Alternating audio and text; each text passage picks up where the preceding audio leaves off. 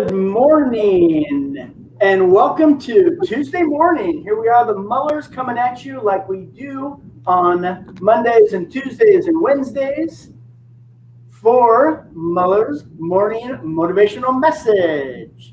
And so this week, as you know, we're talking about the Ultimate Achievement System and our series that we've been doing about the 1-3-5-7-9 formula. We take one vision, we apply 3 power traits to 5 habits of success. And this week, we're talking about running 7 days at a time. Alyssa, talk a little bit about the weekly GPS. Yeah, so the weekly GPS stands for Goal Progression Session. And basically, I believe that it's kind of our secret sauce. I absolutely 100% believe this is the reason why our tribe members have success with achieving their goals. Every 7 days, just kind of giving you an overview, we do a look back of the week, and then we set up the next week. So we make minor adjustments. We don't make pivots. We make minor adjustments, just kind of analyzing how the week went and then setting up the new week. And there's a whole series of things in a system that we put together to analyze, whether you're on the right track or not. We give our members permission every 7 days to look back and not make excuses, but to have like real moments, like, hey, last week I was supposed to work out 3 times a week and I did not do anything. It's not to make you feel bad. It's to actually evaluate why that happened. And then when you realize the why, then you're allowed to make adjustments to the next week. Maybe instead of 3, you pick 2. Maybe you start with 1. So that's one of the, I think, just a huge benefits of the 7 of our series is to actually prevent you from giving up. Every 7 days, taking a look back and just really giving yourself permission to have honest moments with yourself. Yeah, it's so true. It's like a pilot. You've heard of planes off course 95% of the time, but it still makes it to its destination because the pilot is constantly assessing the surroundings, assessing the instrument panel, getting feedback from dispatch, the co-pilot, the flight attendants, this whole crew, and all of his tools and resources that is able to make these in-flight constant corrections that enable him to always be on track, because the plane is going to naturally drift off track. I mean, that's the whole of the point. In fact, a fraction of a degree difference, like off track, means that the difference between if you're going from LA to New York, a half a degree distance would put you somewhere out in the Caribbean. It's these constant course corrections that keeps us on track. And our weekly model, our weekly GPS, is exactly the same thing. Take a break, and we suggest doing it at the same time each week. So each week, pick a day each week to stop and check in with yourself, but also with your accountability partner, your spouse, your partner, whatever that might be, your mentor. But check in, your focus group, and check in with yourself. How am I doing? All of the things that I said I was going to do last week, all of the activities that were reverse engineered meticulously from my goals, and then I calendar blocked into the times that I'm going to do them. Take a look at that. Look back on the week. How did I do? What are the things that I accomplished? Did I stay on track? And what we do is we rate ourselves. We have a habit tracker. It actually looks like this, pretty basic. It's a habit tracker, and we put all of our the activities that we're building into habits, and we track them, because those things that are tracked improve. You want to improve something? Track it. Guarantee it. Mark my words. Anything that you want to improve, track the improvement. Track where you're at now, and if you do nothing else, if you just track, this is where I'm at here, the next day, just track where you're at. And that alone, the fact that you track it consistently brings it to the top of mind, which means it's going to naturally become better. Things that get tracked improve. Now, if you were to track stuff and then also focus on getting better at it, then it's going to grow even more, exponentially. Okay, so what are some of the things that we do during the GPS besides looking back on the week and looking at the wins? Celebrate wins, looking at the failing forward moments. What did not go well? And it's important to take a look. What was crap last week, and assess how you can adjust in your attitude, your actions, your reactions, whatever the case is. What can you do differently to ensure that you do stay on track this week? Or that if something like that happens again, you don't get derailed. So just assess your week, and that's the first step. And then you want to set up your week for the coming week. What are the big goals? What are the activities? What are the main things that you need to get accomplished this week? Make sure that you know exactly what they are. They're written down. They're put somewhere that you can see every day. Your bathroom mirror, the dashboard of the car. I mean, what do you look at every day? Man, the refrigerator, right? Whatever. I mean, whatever you're doing, keep it at the top of mind. If you can keep what you're trying to improve at the top of your mind, it will improve.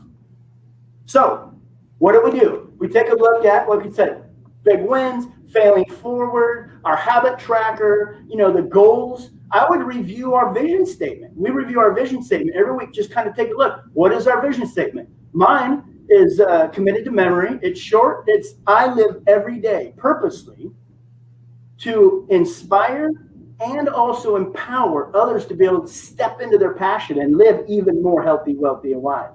And so I check in. Did I live last week like that?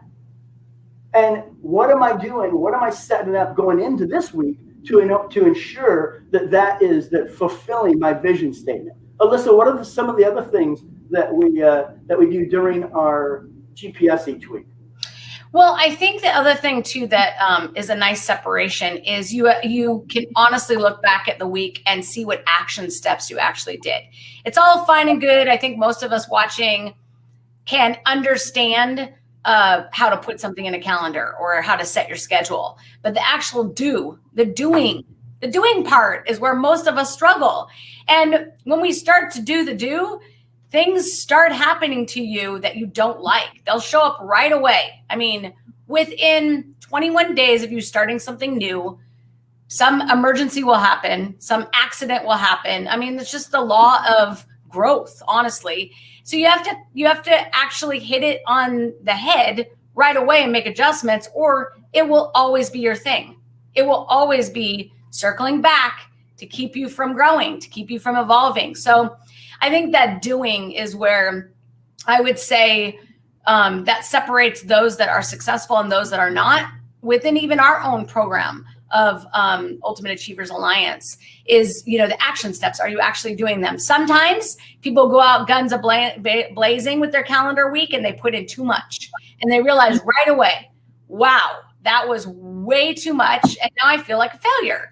No, you're not a failure. You just were overzealous and probably didn't listen to the advice that Dave and I gave you, which is leave some holes, but we oftentimes let our members make those failing forwards because that's how you grow.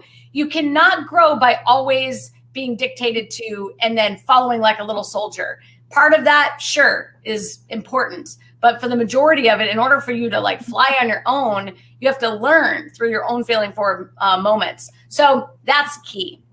I think also listening to your body, listening to your heart, your mind, your soul, like listening to intuition and knowing like once you get like in 90 days of your goals, let's say like you're at like day 45, middle of that 90 day, you might start having like this feeling of, man, did I really want to achieve this goal? And you're going to find that in your weekly tracking. You're going to find out whether this really is something that you want once you get behind the curtain. And at our 90, which we're going to talk about the 9 next week, the 9 is when we allow our Alliance members to actually make pivots like that. We don't let you make gigantic pivots until 90 days in, because sometimes that painful part and the like, oh, I don't know if I really want this or not, is the actual do and the pain of building that new habit or getting to that goal. You know, maybe it's something that you've done all your life where you get to this point and then you just boom, move on to something else, or you give up, or you say, this isn't for me. You know, if that's something that is a series that shows up, you're going to see that in our number 7 of our system. Yeah. You know, that's nice. The other thing is, when you first start running the Ultimate Achievement System, when you first take, you know, all of the goals and dreams and your ideal lifestyle, and you determine what it is that you want out of life, and then you take and set the goals, you know, the specific goals that will facilitate that lifestyle. And then you take those goals and reverse engineer them down into the little bits, the actions. The single actions that it takes to bring that into fruition. So reverse engineer the whole thing. You reverse engineer all the way from your lifestyle. In fact, even before that, you want to reverse engineer, start with the end in mind. What's the end? The end isn't the lifestyle. The end is your legacy. What do you leave behind? And so what kind of legacy do you want to leave behind? Now, you may not have a legacy, so start with the lifestyle. What kind of lifestyle do you want to live? Because your lifestyle determines your legacy. So start with your lifestyle if you don't have a legacy in mind yet, and reverse engineer it down into what it takes to actually do it. And then to implement on your plan, there's two ways to do it. Either you can implement those actions, or you can get somebody else to implement those actions for you. It's like the 5-step freedom formula. Systemize everything. Automate as many of your systems as you can, but not everything can be automated. Delegate what can't be automated. Bring in specialists and pay them a piece of the action so they have a vested interest in the success of the overall program. Now you have this perfectly running model. Now, if you built it around something you're passionate about, then you get to step in and do the fun parts yourself. That's step 4. The important part is that none of it is dependent on you doing any of it, but you get to do any of it that you want. Now, that's the freedom formula. You don't have to do it that way, but that's if you wanted to have freedom to do other things, but still accomplish what it is you're trying to accomplish. So once you have the idea in mind, reverse engineer it down to these actions, and then block them into your calendar. Now, what happens at first, when you first do this, is you have all these goals that you want to do. So you cram them all, you start reversing engineering them. And we teach to start with one goal at a time, reverse it into actions, block the actions into your calendar. And then go to the next goal, reverse engineer those, block those into your calendar. Pretty soon you're going to see your calendar fill up. You'll see, you got to visualize yourself running that day. Look, if you use a Google Calendar or a written calendar, whatever the case is, we use the P2K planner. It's just a paper, it's super easy. But the point is, you'll see yourself, you'll see your schedule fill up. And when your schedule begins to get imagine yourself living that day that you just put in your calendar. And if there's no gaps, if there's no blank spots, you might have a challenge. Now, if you're going to calendar block all the things that you would normally do during blank spots, like go to the bathroom, shower, eat, sleep. I mean, if you have to calendar block that stuff in, then you're going to have to calendar block it in. But if you fill up your calendar and not block that stuff in, you're going to have problems because you're still going to do those things. You're still going to do those things, which means the stuff that you blocked into the calendar are not going to get done because you're doing other things. So as you reverse engineer and block the stuff into the calendar, at some point you're going to see, okay, that's good for the next 90-day run. That's good for at least the next week. Let's set that. And then the rest of the goals that did not make it through that process yet, that's we start at the top priority and work our way through, they get to wait. They get to wait until the next cycle because we run in 90-day cycles. So now you have the handful of goals that you're focused on. You've got them reverse engineered down into the activities, and then you got them blocked into your calendar. And then all you got to do is you got to get up and follow your calendar. And then each week, check in with yourself. Do you have your Make GPS, adjustments. your goal progression session, and ask yourself, did I follow my calendar? And if I did, or if I didn't, what are the consequences? What are the rewards? What happened? How did it go? And then reassess, readjust your flight plan if you need to. But anyway, I could ramble on about this all day, but we're going on 15 minutes. And how do you want to close, Les? You want to say anything? Yeah, there's two things that I want to close on. One, I think also David gave a very high overview. I think the one thing too that I love about our number 7 is that you can look back and modify the intensity. If you were super intense and this upcoming week, you've got, I don't know, maybe a vacation coming up or a birthday or something that your intensity is not going to be as much. That's when you adjust your intensity. The other thing is you have a come to Jesus meeting with yourself. If you avoided a bunch of your action steps and you're just like, oh, I'm going to push it into next week. Oh, I'm going to push it over to this day. You have to have a real, true, why? Why am I avoiding these actions? and if you can be honest with yourself, then you can make those adjustments. Maybe it's too much. Maybe you hate it so much, you're never going to move forward there. So you make the adjustments that way. A good quick example would be if you used to work out all the time and you were very conscientious of your health and your fitness and you dropped the ball, you're way out of whack. It's been a long time since you've worked out. You're not going to go to a 5-day workout plan. And if you do, that's when you go to your weekly adjustment. And you're like, that 5 days is way too much. You're living your glory days after putting in the work, consistently. That's what you did when you were already arrived. So you have to be realistic. So maybe it's, picking 3 activities for the week that you love, walking around the lake. David and I love to do that.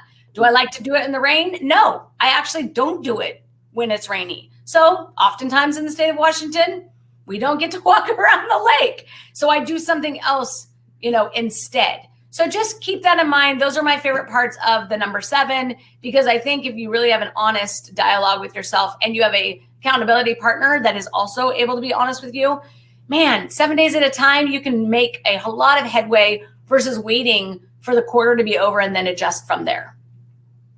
Wow. I tell you, this has been a great session. I just want to close with a couple of things. I want to remind you that tomorrow, same bat time, same bat channel, right about this time in the morning, we're going to go live again, and we're going to bring on a guest to talk a little bit about their experience with the Ultimate Achievement System, and specifically how the GPS, the goal progression session, has really made a difference in their life. So don't miss that. Tune in. Also, on Thursday night, join us for Ultimate Achievers Happy Hour. It's at 5:00 p.m. That's Pacific time, and you can get more information about all that and the link to get into it. It's a live Zoom online happy hour. So it's BYOB, bring your own beverage, like we do.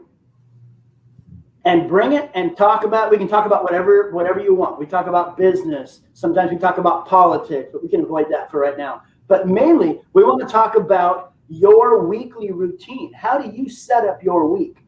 And then also for Saturday this coming up, we run in 90-day cycles, and it is the turn of the new quarter. So we're going to have a cycle launch and our Super Saturday for Ultimate Achievers. This Saturday, there's super limited spots. It's live, in person, at our house in downtown Olympia, at our apartment in downtown Olympia. It's got a beautiful view of the Capitol Lake, and we're going to serve lunch. We will, I got some swag that I'm making for you guys. It's just going to be awesome. But there's only 10 spots. A few of them are still left. I'll drop the link right here. Boom. And if you want to go, you got to hurry and jump on that. That's this Saturday from 10 a.m. till 3 p.m. It's a full-on cycle reset. We're going to reverse engineer the next quarter with you if you want to come. With that, also brand new. I'm going to throw it out there. Can I tell them? Sure. Okay. On Sunday night, 10 a.m. till 3 p.m. It's a full-on cycle reset. We're going to reverse engineer the next quarter with you if you want to come. With that, also brand new. I'm going to throw it out there. Can I tell them? Sure. Okay. On Sunday night, sometime Sunday evening. We're going to go live. We're going to call it, what are we going to call it, Alyssa? Meet the Mullers. Boom! Ask us anything. We'll go live. I'll create an event so you can ask questions if you want. But we're just going to introduce ourselves a little bit and tell you a little bit more about who we are, where we came from, why we are the way we are, and it's going to be awesome, I think, and I think you'll like it too. With that, I might be able to convince David to do his dance move on video, so stay tuned. oh my gosh. Oh yeah. It's about to get crazy. Okay, I want to hear what you want to see and what you want to hear about. With that, Muller's out.